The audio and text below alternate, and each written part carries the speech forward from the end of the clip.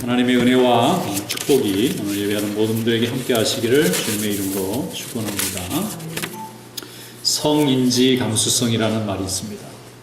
남녀간에 남성 여성을 동등하게 보고 또 파트너로 보고 또 사회에서 가정에서 어떤 공동체든지 거기에 경우에 합당한 예의와 교양과 대인관계를 갖는 능력을 그렇게 말하는데, 요즘 이것을 향상시키기 위한 사회적인 노력이나 또 그런 연구를 많이 하고 있습니다. 특히 미투 운동으로 시작해서 과거에 남성이 여성을 바라보는 눈에 상당히 문제가 많고 그걸로 인해서 사회가 많은 어려움을 겪기 때문에 이제 발전해 나가야 되겠다. 그렇게 해서 모든 분야에서 지금 이제 새로워지는 운동을 하고 있어요.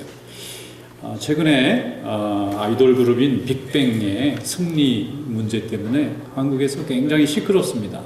그런데 참 안타까운 것은 전 세계의 아이돌이에요.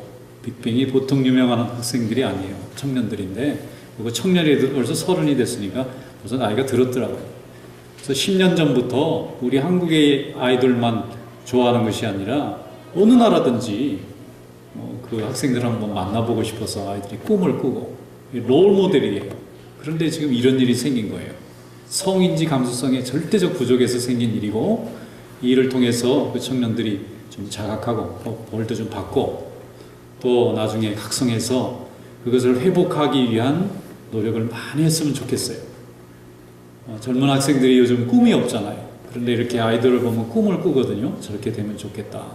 그런데 많은 인기를 얻고 또 많은 부와 명예가 생기면 거기에 걸맞는 책임도 요구받습니다. 이것을 제대로 하지 못하면은 하루아침에 무너지는 사상누각이 되는 거예요. 그걸 지금 경험하는 거예요. 그런데 그 일을 통해서 패배하고 계속해서 무너지면은 이게 아무 교훈이 없는 겁니다. 그런데 그 일을 통해서 부족한 것을 채우고 자기 부인을 하고 또 반성을 하면서 발전적으로 나가면 훨씬 나은 거예요. 요즘에 K-팝이나 K-드라마나 이 K-산업을 통해서 이렇게 한참 올라가다가 지금 막 공두박질을 친다는 거예요. 이 K-팝 문화 때문에 돈을 엄청나게 고국이 벌어들이다가 지금 거꾸로 내려가고 있어요. 왜 그런가 하면 너무 실망하니까. 근데 왜 이런 실망이 생기느냐 하면은 성숙하지 못해서 그런 거예요. 이제 성숙하지 못한 이유는 뭐냐면 자기의 단점을 바라볼 수 있는 눈을 가지지 못해서 그래요. 성령은 하나님 말씀에 분명히 우리에게 말씀합니다. 자기를 부인하고 자기 십자가를 지고 주님을 따라야만 그곳에 구원의 길이 있고 축복의 길이 있어요. 그런데 많은 사람들은 복음을 받을 때에 축복만 받고 그 앞에 자기 부인이 있다는 것을 잘 몰라요. 셀프 디나일이 있어야 돼요. 자기의 자아를 부정할 수 있는 능력이 있어야 됩니다. 왜냐하면 인간은 죄인입니다. 인간은 의인이 될 수 없어요. 인간이 아무리 노력하고 아무리 수고해도 거룩한 사람이 될 수 없습니다. 그런데 될 수 있는 길이 한 가지 있는데, 그것은 하나님께서 우리에게 주신 예수 그리스도의 보혈을 붙잡고 우리의 죄를 비춰보고 자기를 부정하고 하나님 앞에 회개할 때만 우리가 거룩해질 수 있습니다. 이 거룩하고 축복받는 이 길이 자기 부정이라는 거대한 벽을 넘어가면서 시작한다는 것을 모르기 때문에 사람들이 넘어지고 열매가 없고 실수하고 이렇게 절망하는 것입니다. 하나님의 말씀을 붙잡고 자기 부인을 통해서 하나님 주신 축복의 길이 열려질 수 있기를 주님의 이름으로 축원합니다. 오늘 성경 말씀에 보면은 예수님의 가장 사랑받았던 베드로라고 하는 제자가 넘어지는 장면이 나와요. 베드로가 대단한 사람입니다. 위대한 사람입니다. 그러나 그가 넘어졌어요. 실족했어요. 하나님의 일을 가로막는 사람이 되었습니다. 그런데 이 일을 통해서 베드로는 많은 것을 배우게 됩니다. 그리고 후에 하나님 앞에 정말 유능하게 쓰임받는 일꾼이 되었어요. 자기를 부정하는 것이 끝나라는 말이 아닙니다. 그걸 통해서 하나님이 주신 무한한 가능성을 열어보라는 것입니다. 다 같이 성경 말씀 열어보겠습니다. 마태복음 16장 22절부터 24절 말씀, 주님이 오늘 주신 말씀으로 믿고 다 함께 읽어보겠습니다. 베드로가 예수를 붙들고 항변하여 이르되 주여 그리 마옵소서, 이 일이 결코 주께 미치지 아니하리이다. 예수께서 돌이키시며 베드로에게 이르시되 사탄아 내 뒤로 물러가라. 너는 나를 넘어지게 하는 자로다. 내가 하나님의 일을 생각하지 아니하고 도리어 사람의 일을 생각하는도다 하시고, 이에 예수께서 제자들에게 이르시되 누구든지 나를 따라오려거든 자기를 부인하고 자기 십자가를 지고 나를 따를 것이니라. 누구든지 제 목숨을 구원하고자 하면 잃을 것이요 누구든지 나를 위하여 제 목숨을 잃으면 찾으리라. 아멘. 한 번은 예수님께서 제자들을 데리고 가이사라 빌립보라고 하는 거대한 로마의 신도시를 찾아가게 되었습니다. 왜 예수님이 사던 이스라엘에 그런 도시가 있느냐면 로마의 속국으로 있었기 때문에 로마에 있는 그 거대한 건축물들을 예루살렘 땅에 지어놨는데 그 도시 이름이 가이사라 빌립보예요. 가이사라는 게 케사르 황제라는 뜻이고요. 빌립보라는 건 빌립 황제라는 이름을 가진 거대한 로마의 도시가 유대에 있었어요. 그런데 거기를 제자들과 함께 예수님이 지나가시게 됐습니다. 유대 사람들은 구경도 하지 못한 으리으리한 건축물들이 즐비했습니다. 거기 예수님이 12제자를 데리고 지나가시면서 제자들이 지금 그 세상 영광, 로마의 엄청난 그 권세에 부러움을 금치 못하는 것을 보시고 제자들을 불러 모아놓고 예수님이 질문했어요. 사람들이 나를 누구라고 부르느냐? 그러니까 제자들이 여기저기서 대답합니다. 네, 세례 요한이라는 사람이 있습니다. 어떤 사람이 엘리야가 다시 왔다 그럽니다. 옳다. 그러면 너희는 나를 누구라고 생각하느냐? 그때 베드로가 손을 들고 답을 말했어요. 주는 그리스도시요 살아계신 하나님의 아들이십니다. 예수님이 너무 기뻤습니다. 그리고는 그 베드로의 신앙 고백을 칭찬했어요. 참 정확한 답을 했구나. 그러나 내가 이것을 알게 한 것은 사람의 생각으로는 불가능하고 하나님이 너에게 이렇게 좋은 생각을 부어주셨구나. 이제 내가 너에게 천국의 열쇠를 주겠노니 내가 땅에서 닫으면 하늘에서 닫히고 땅에서 열면 하늘에서도 열리는 축복을 주겠노라. 제 생각에는 베드로가 굉장히 기분이 좋았을 것 같아요. 인간적으로. 제자가 12명이나 있잖아요. 근데 그 중에 자기를 높여주신 거잖아요. 너무 기분이 좋아서 날아갈 것 같은 그런 기분이 들었을 거예요. 그때 예수님이 이제야 제자들이 철이 들어서 내가 세상에 죽으러 왔다는 걸 말해도 감당할 수 있겠구나 생각하시고 예수님이 처음으로 자기가 죽으러 왔다는 사실을 말씀했어요. 오늘 본문 말씀에 있는 것처럼 이제 내가 예루살렘에 올라가서 대제사장과 서기관과 바리새인들에게 고난을 받고 죽임을 당할 것이다. 그리고 3일 후에 다시 살아나게 될 거야. 이 말씀을 하신 건 이제 준비를 잘 각오를 단단히 해서 이제 나의 이 구원의 길을 너희들이 이해하고 따르라고 얘기를 해줬는데 그 순간에 베드로가 벌떡 일어나서 화를 버럭 내면서 말씀합니다. 안 됩니다, 예수님. 그렇게 해서는 안 됩니다. 주님이 그렇게 죽게 할 수 없습니다. 여기 보면 항변하다 이렇게 우리 성경에 번역되어 있는데 여기 헬라어에 원래 쓰여진 성경의 글로는 에피티마오라고 되어 있어요. 이 에피티마오라는 말은 꾸짖다 하는 말이에요. 막 야단치는 거예요. 제자가 선생을 막 야단치는 거예요. 엄밀하게 말하면 무엇을 꾸짖느냐 하면 하나님의 일을 꾸짖는 겁니다. 하나님이 하시고자 하는 계획을 꾸짖는 거예요. 그렇게 하지 말라는 겁니다. 인간의 생각, 자신의 정욕, 자기 중심성이 하나님 중심성에 대해서 버럭 화를 내고 있는 거예요.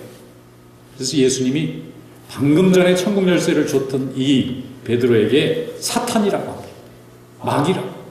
사탄아 내 뒤로 물러가라. 너는 하나님의 일을 생각하지 않고 사람의 일을 생각하는도다 하고 책망합니다. 그러면서 그 다음에 주님이 꺼내든 카드가 자기 부인이라는 카드를 꺼냈어요. 우리 성도들에게 자기 부인이 얼마나 중요한가? 24절에 누구든지 나를 따라오려거든 자기를 부인하고 자기 십자가를 지고 나를 따를 것이니라. 할렐루야. 우리 믿음 생활에 자기 부인이 얼마나 중요하냐면 이것이 되지 않으면 내 일을 하다 말아요. 주님의 일이 이루어지는 것이 아니라 내 일을 하고 있어요. 셀프 디나일이 돼야 되는데 셀프 이스텀을 하고 있는 거예요. 자기를 존중하게 여기는 건 너무 좋습니다. 그런데 이것이 하나님의 일과 함께 하는 것이 아니라 하나님의 일이 없이 자기 일을 하고 있는 거예요. 베드로가 마태복음 26장에 보면 얼마나 이 베드로가 달라지기가 힘들었는지 예수님이 또 최후의 만찬을 하시고 이제 내일 이제 십자가에 달려 돌아가시겠다고 말씀을 합니다. 내가 죽으러 간다. 내일 아침에 죽으러 간다. 오늘 마지막 식사다. 그랬더니 베드로가 또 벌떡 일어나서 다른 사람은 다 주를 버릴지라도 나는 주를 버리지 않겠나이다. 주님이 죽는 자리까지 저는 따라가겠나이다. 아니 제자들이 뭐 버린다고 말하지도 않았는데 자기가 나서서 다른 사람은 다 예수님을 버리는 사람으로 만들어 놓고 자기는 죽는 데까지 따라가겠대요. 근데 이 말도 이상하잖아요. 그리고 나서 정말 예수님이 그 다음 날 새벽에 겟세마네에서 붙잡혀 가실 때 베드로가 잡혀갔나요? 걸음아 날 살리라고 도망갔어요. 말로는 분명히 예수님 죽지 마시라고 하고 예수님이 죽을 때가 되면 자기가 함께 죽겠다고 말했던 이 사람의 행동이 왜 두려워서 도망가는 자가 됐느냐 하면요, 자기 중심성으로 말을 했기 때문에 그래요.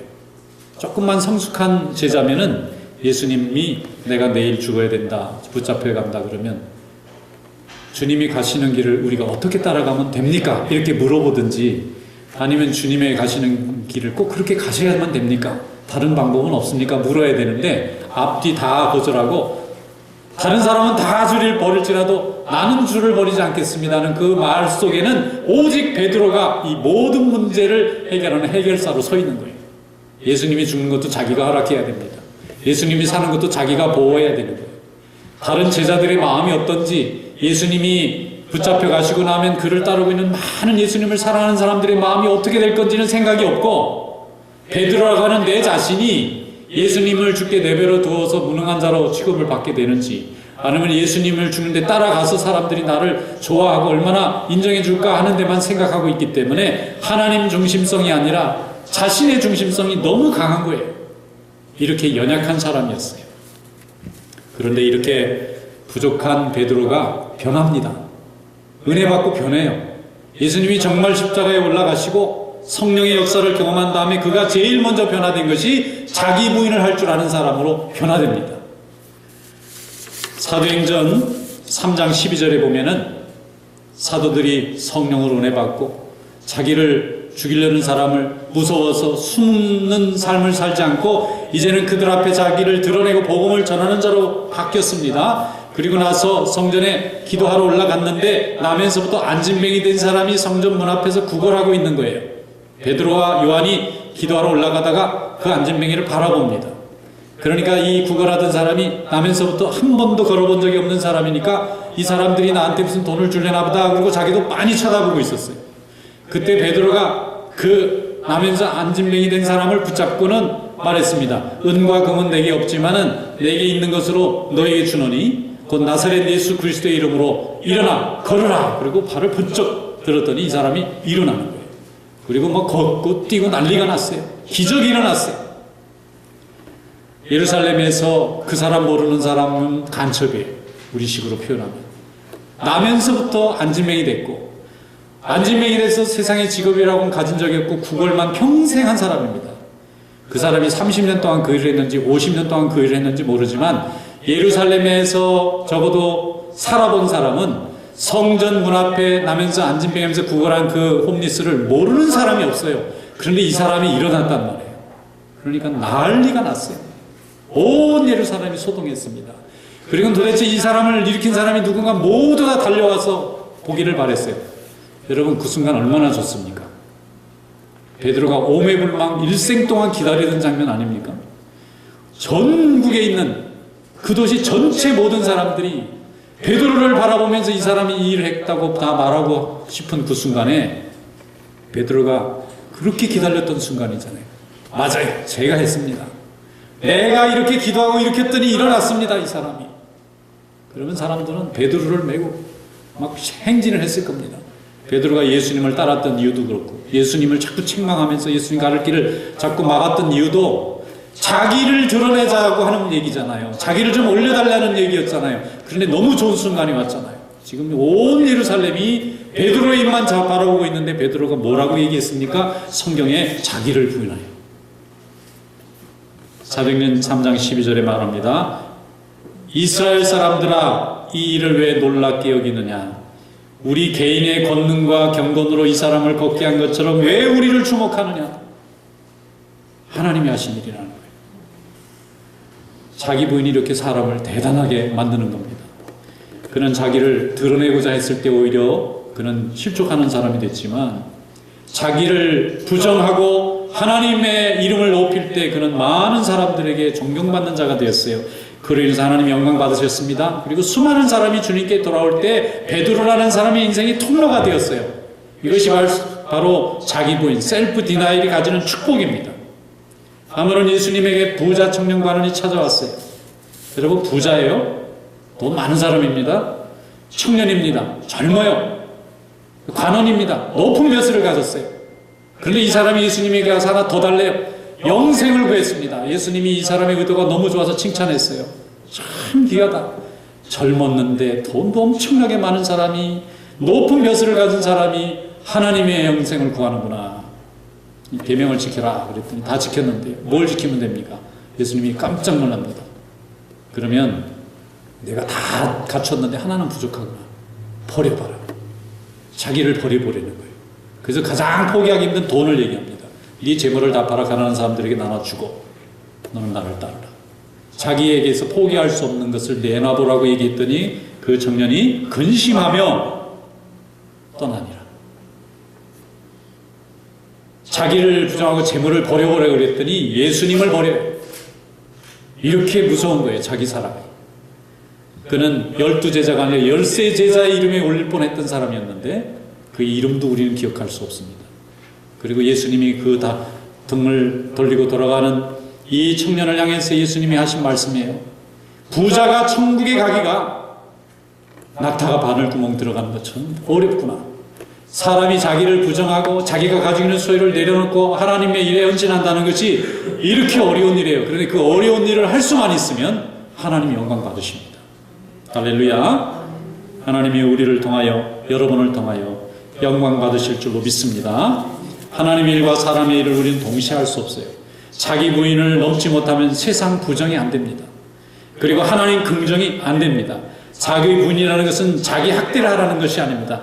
영적인 기쁨을 얻기 위해서 해산의 고통을 넘어가 보라는 거예요. 십자가를 지는 것은 하나님과 친밀한 교제를 위한 특별한 통로라는 것을 인정해 보라는 겁니다. 이것을 통해서 세상에서 줄 수 없는 마음의 평안과 기쁨을 소유하라는 것입니다. 지극히 높으신 하나님의 품 안에 들어가려면 자아가 죽지 않으면 그 안에 들어갈 수 없습니다. 십자가를 따르려면 나는 그것을 받아들여야 됩니다. 제가 요즘 우리 교회 대신방 중인데 한 집사님이 이제 신방을 받게 됐는데, 목사님 제가 어디 가서 간증 집회 선교 보고 하는 데 가서 왔는데 은혜를 많이 받았다고 얘기를 해주는데, 듣고 보니까 나도 많이 은혜가 되더라고요. 그 말씀이. 파키스탄 내 기독교인들이 삽니다. 파키스탄 여러분 아시다시피 90%가 무슬림입니다. 그리고 사실 이 아랍에도 250만 명이나 되는 기독교인들이 주일날 예배를 드려요. 근데 자기 동족들은 다 무슬림, 이슬람 사람들이에요. 이슬람 세계에서 예수를 믿는다는 것이 갖는 의미는 뭐냐면은 평생 2등 국민으로 살 것을 각오하는 거래요. 2등 국민이라는 뜻은 노예와 같은 삶을 스스로 선택하는 거예요. 이력서를 갖고 어떤 회사도 취직할 수 없어요. 학교도 제대로 된 데를 다닐 수가 없어요. 공무원 시험은 아예 응시할 수도 없어요. 그리고 어떤 다툼이 생겨서 재판을 받을 때 불이익을 각오해야 돼요. 그리고 가질 수 있는 직업이라는 게 그저 청소하는 정도, 허드렛 일, 남이 하는 더러운 일 외에는 직업을 가질 수가 없는 세상을 선택하는 거예요. 그런데 그 사람들이 얼마나 핍박을 당하겠어요? 이웃만 나가도 다 교회를 싫어하고 미워하고 또 핍박하고 심지어는 교회를 불태우고 개인적으로 막 때리고 괴롭히는 이런 자기의 동족 사회 속에서 내가 예수를 믿는 거예요. 이 사람들은 어떻게 예수를 믿을까 생각했더니 날마다 하나님 나를 핍박하는 내 형제들 이웃들을 용서할 수 있게 하여 주시옵소서 그러면서 신앙생활을 한대요. 그 힘으로 교회를 나오고 그 힘으로 오늘도 예배를 드린다는 거예요. 세상이 칭찬해주고 세상이 좋은 일이라고 이렇게 인정해주면서 예수를 믿는 게 아니고 그들이 핍박하면 그들을 어떻게 용서하면 되느냐고 용서하는 방법을 가르쳐달라고 자기 부인을 통해서 은혜를 받더라는 거예요. 할렐루야. 세상에는 하나님이 그런 속에서 믿음이 빛나게 하십니다. 그곳에 신앙을 주신 이유는 하나님께서 그 민족을 사랑하는 증거라고 저는 믿습니다. 고통 속에서 평안을 얻는 것은 우리의 환경이 아니고 하나님을 믿는 믿음이고 내 죄를 부정하는 자기 부인에서 오는 것입니다. 로마서 3장 27절에 말씀하기를 그런즉 자랑할 때가 있느냐 있을 수 없느니라 무슨 법으로냐 무슨 행위로냐 아니라 오직 믿음의 법으로니라. 고린도전서 1장 18절에도 말씀합니다. 십자가의 도가 멸망하는 자들에게는 미련한 것이요 구원을 받는 우리에게는 하나님의 능력이라. 십자가의 도라는 건 자기 부정입니다. 예수님이 자기를 부정하셔서 구원의 길을 여신 거예요. 창세기를 열어보면 야곱이 나옵니다. 야곱에게는 12아들이 있었는데 그 중에 베냐민이 이제 아버지가 베냐민을 애국으로 보내야 되는 장면이 나와요. 이 아들을 절대 못 내주겠다는 거예요. 야곱은. 왜냐하면 야곱에게 사랑하는 아내 라헬이 있는데 라헬이 2자식을 낳고 두 번째 베냐민 낳을 때 죽었어요. 그래서 평생 그 아내를 그리워하는 거예요. 이 요셉이라는 사람이. 자기는 한 번도 사랑을 이렇게 완성해보지 못했다고 생각하고 요셉이라는 아들은 어릴 때 짐승에 물려서 죽은 걸로 알고 있어요. 사실은 애굽의 총리로 가 있는데 모르잖아요. 자식들이 다 속였으니까. 이제 베냐민 하나 믿고 지금 사는데 아들들이 애굽에 갔다 오더니 거기엔 총리라는 사람이 우리를 간첩으로 의심해가지고 시몬을 지금 목에다 가두고 네 말들이 진심인지 아닌지 알아보자고 베냐민이라는 애를 데려오라고 했는데 안 데려오면 시몬이 감옥에서 안 나오고 우리가 가서 다시 곡식을 살 수도 없습니다. 야곱이 화가 났어요. 왜 베냐민 얘기를 하느냐? 그러니까 우리가 알고 했습니까? 우리 이름도 다 알고 있고 아버지 이름까지 물어보는데 우리가 그걸 알고 대답을 한 게 아니라 어떨게래 얘기했더니 그놈을 데려오라고 그러니 어떻게 합니까? 못 준다. 내 눈에 흙이 들어가도 못 준다. 그러고는 안 줬어요. 나중에 유다가 와서 아버지 벌써 우리 먹을 거 다 떨어졌습니다. 우리 안 가면 이제 다 굶어 죽습니다. 만약에 시몬을 내가 못 데리고 오면 내 자식들을 볼모로 줄 테니까 내 자식들 죽이든지 살든 우리 형제를 데려와야 되겠습니다. 그 말에 유다가 자기 부정을 해버리니까 자기 부인을 하니까 아버지가 무너졌어요. 그래, 네가 네 자식을 포기하고서라도 네 형제를 구해오겠다면 나도 포기하지. 그리고는 베냐민 데려가라는 거예요. 베냐민을 포기했어요. 자기 인생의 마지막 소망인데 포기했습니다. 창세기 43장 14절에 보면은 전능하신 하나님께서 그 사람 앞에서, 그 사람이 요셉이 알지 못하는데 총리입니다. 너희에게 은혜를 베푸사 그 사람으로 너희 다른 형제와 베냐민을 돌려보내게 하시기를 원하노라. 내가 자식을 잃게 되면 이르리로다. 잃게 되면 이르리로다. 그리고 몇 달 만에 내줍니다. 베냐민 데려가서 죽든 살든 하나님 앞에 맡기자. 그런데 그게 어떻게 됐습니까? 베냐민이 갔더니 요셉이 자기 정체를 쫙 드러내고 아들로 다시 돌아왔어요. 베냐민을 포기했더니 요셉을 얻었어요. 그리고는 온 식구들이 애굽에 가서 이민해서 고센과 라암셋에서 아주 평화롭게 살 수 있는 그런 길을 하나님이 열어주셨잖아요. 다 굶어 죽을 뻔한 사람을 그 자기 부인한 그 순간에 하나님이 역사를 열어주시지 않습니까? 이것이 바로 하나님이 오늘 우리를 통하여 하시고자 하는 일인 줄로 믿습니다. 야곱이 자기를 부인하고 베냐민을 보냈으나 도리어 요셉을 얻고 온 가족을 얻은 것처럼 아브라함이 자기를 부정하고 이삭을 바치는 그 순간에 우리 하나님께서는 그들의 마음과 믿음을 보시고 구원의 길을 열어주신 줄로 믿습니다. 이제 우리에게 하나님께서 무엇을 요구하시는지 우리 자아를 내려놓고 하나님의 뜻에 순종하는 믿음 될 수 있기를 축원합니다. 에스더 4장 16절에 보면은 에스더가 이렇게 말합니다. 당신은 가서 수산에 있는 유대인을 다 모으고 나를 위하여 금식하되 밤낮 3일을 먹지도 말고 마시지도 마소서. 나도 나의 시녀와 더불어 이렇게 금식한 후에 규례를 어기고 왕에게 나아가리니 죽음은 죽으리다 하니라. 에스더가 자기 목숨을 걸어야 돼요. 왕이 부르지 않는데 왕비라도 찾아가면 죽이는 게 그 나라 법입니다. 그런데 민족이 지금 다 하만의 흉계에 걸려서 다 죽임을 당할 위기에 처해 있어요. 에스더가 자기 목숨을 거는 겁니다. 자기를 부정하는 거예요. 내 목숨을 하나님 앞에 바치고 죽으면 죽으리다. 그리고 왕 앞에 나갔더니 왕이 살려주잖아요. 그리고 그 기회를 통해서 자기 민족을 구원할 수 있는 길을 열어주시고 하나님이 그 민족을 인도해 주신 줄로 믿습니다. 나 한 사람의 자기 부정이 가족을 살리고 민족을 살리는 길로 하나님이 역사하시는 거예요. 고린도서 3장 7절에 말씀합니다. 그런즉 심는 이나 물 주는 이는 아무것도 아니로되 심는 이 물 주는 이는 일한 사람이에요. 하나는 바울이고요. 하나는 아볼로입니다. 엄청난 일을 고린도 교회에 수고한 사람이에요. 그런데 바울이 말합니다. 이건 아무것도 아니로되 바울이나 아볼로 이름 내세우지 말라는 거예요. 오직 자라게 하시는 하나님만 영광 받으실 줄로 믿습니다. 할 때에 고린도 교회는 하나님이 귀하게 쓰시는 초대교회 아름다운 교회가 된 줄로 믿습니다. 오늘 이런 믿음의 축복이 우리 여러분들에게도 함께 하시기를 주님의 이름으로 축원합니다. 기도하겠습니다. 거룩하신 하나님 아버지, 저희들을 불러주시고 하나님 자녀 삼아주신 것 감사합니다. 우리의 죄와 정욕과 허물을 고백하오니 주님의 보혈의 능력으로 깨끗게 하여 주시고 자기를 부인하고 주님의 십자가를 지고 주님을 따르는 삶이 될 수 있도록 인도하여 주시옵소서. 예수님의 이름으로 감사하며 기도드리옵나이다. 아멘.